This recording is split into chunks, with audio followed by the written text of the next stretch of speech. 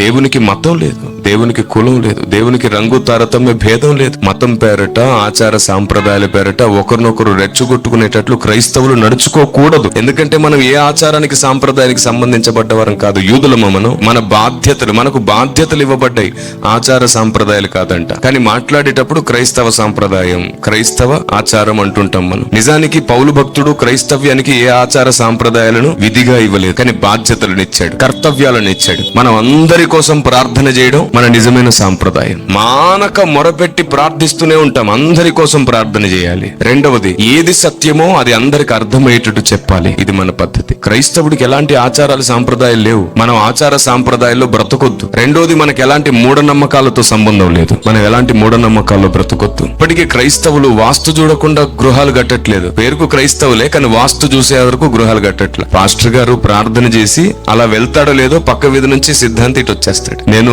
విదేశాలకు వెళ్ళినప్పుడు అక్కడ ఉన్న వారిని అడిగాను, మీరు ఇంత పెద్ద పెద్ద టవర్స్ కడుతున్నారు,